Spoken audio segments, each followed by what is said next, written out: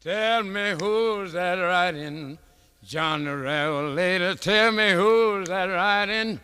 John the Revelator. Tell me who's that riding?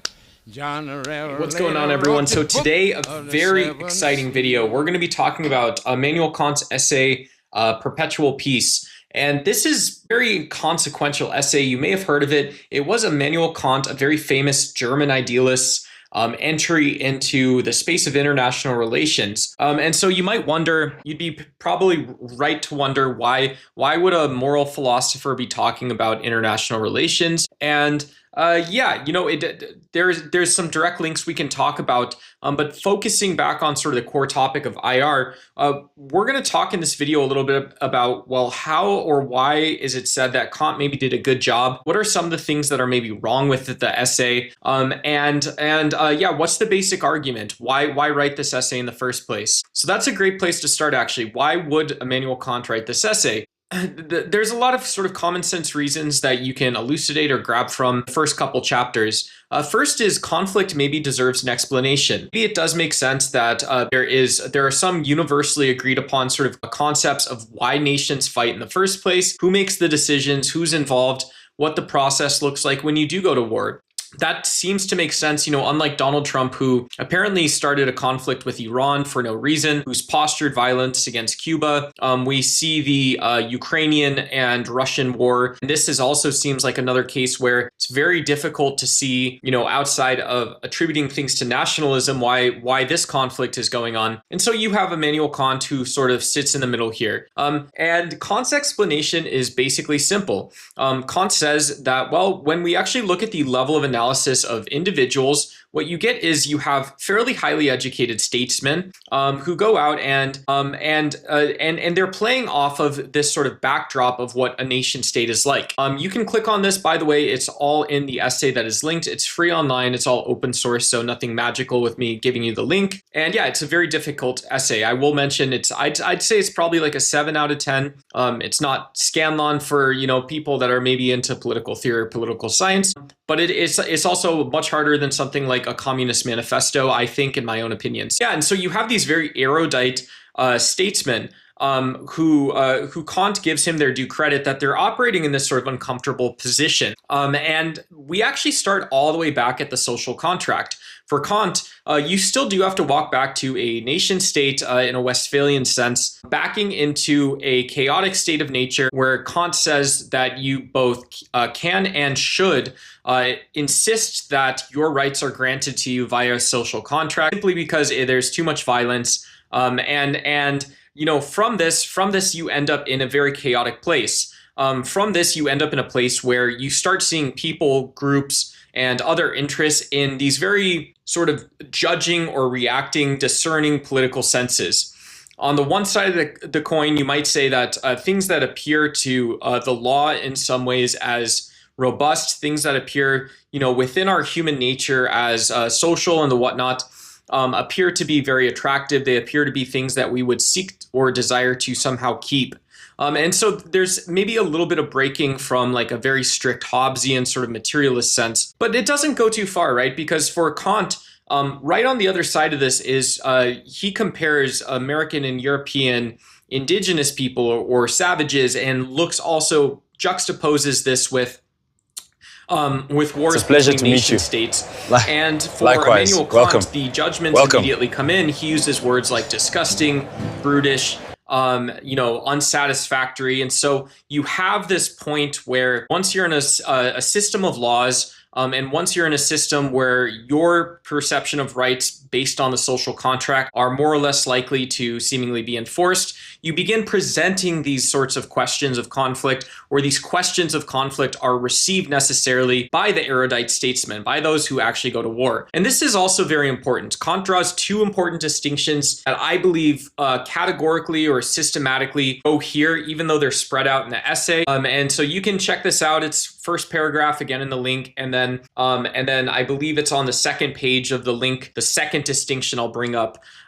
What is a nation state? So what is a nation state? What is the war? And the first distinction of a nation state is just that it is distinct. It is with borders, and it is not global.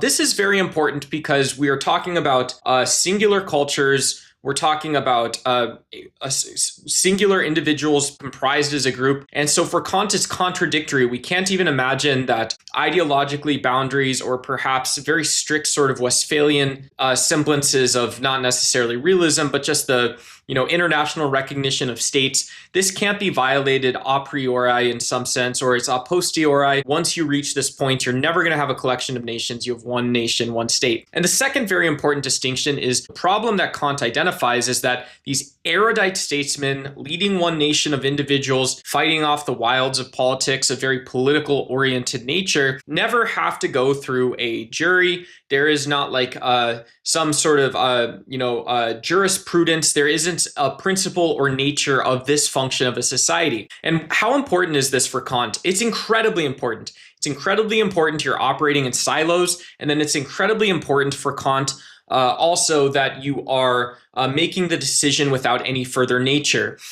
We might read into this a little bit because it's YouTube. I'm allowed to do this. And I'll say that, yeah, Kant's normative distinctions when he's outlining the social contract, kind of breaking and separating a little bit from this word, you should think in terms of rights, and it's Immanuel Kant, and then moving on and saying, well, look, there is nothing to emerge from when we're deciding a war. There's nothing to emerge from when we're talking about exhausting diplomatic opportunities, which Kant himself said. There's nothing to emerge from when we exhaust alternative routes of sort of navigating these struggles internally, when we go back and question what a democracy may be like or what an individual may be like. There is nothing to emerge from. And so you have a metaphysics in some sense creating both a can and an ought in a political system that necessarily leads to war, necessarily leads to conflict, and the process by which conflict is undertaken itself does not have a metaphysical system of appeal. And so this then begs us into this sort of notion that Kant suggests that we ought to have some sort of league. And I'll let you go into the paper and sort of explore what it means by a league of peace. This sort of notion is maybe more important to you.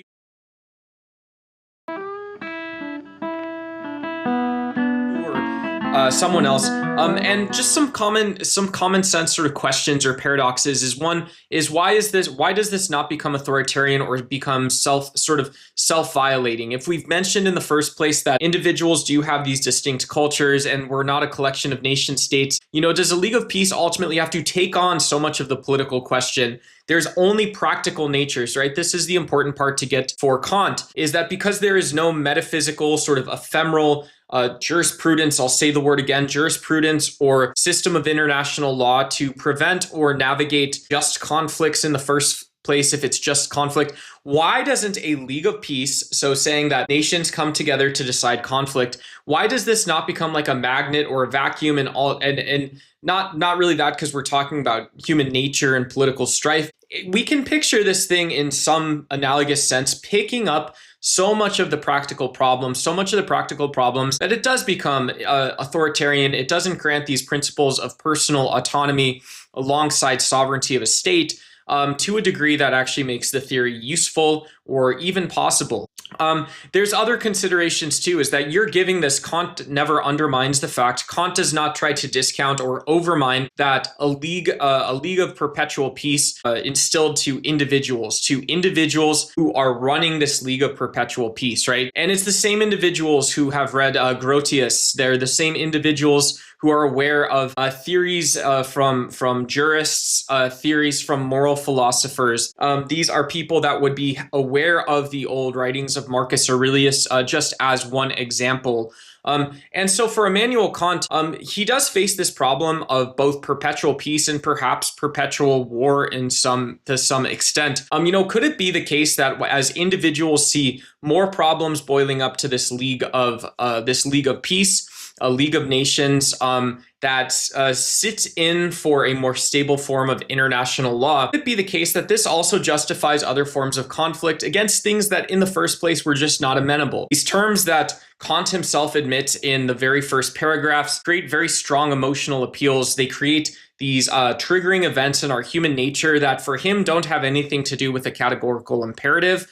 And while he'll leave out any sort of causal relation of a categorical imperative in the first place, the cause of war doesn't itself necessarily seem to be solved, in the sense that if we find offense and offense isn't resolved by diplomacy in the first place, you can add more diplomacy. And one might just ask, well, why doesn't this just create an additional justification for war? It's perpetual war alongside perpetual peace.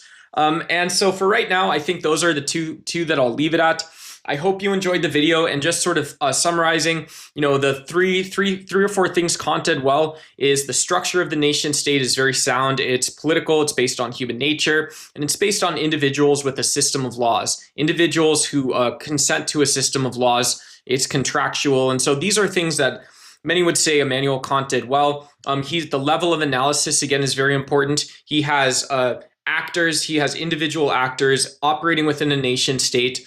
So for him, you should produce understandable conversations that are directed towards other nation states. So you have political interest clashing with political interest, and these sort of political demands, which themselves are subject to either having beliefs updated or somehow diplomatically, are maybe adjusted in some sense. So this is very good. This is also maybe what we would expect to see in sort of a gentlemanly form of war against what he did analogously call savages in the Americas and in Europe, in the sense that, who knows, he didn't have a better word or something for it in the essay. And the third thing that we'll just call on that he did well is he remains very consistent and political. I would emphasize that again, that for someone who perhaps, who knows, we normally avoid these types of criticisms or these types of sort of statements or critiques in like actual political theorists. I won't include myself in that group, but you would, if you were writing or commenting on an essay like Perpetual Peace, leave out the fact that Kant was primarily a metaphysician. He was primarily concerned with the nature of knowing things, the nature of what is, maybe the nature of morality. He does put forward a very strong case consistent within international relations. That's one of the reasons the essay is discussed to this day, guys. That's the video. I'm Duck. Subscribe, and take care.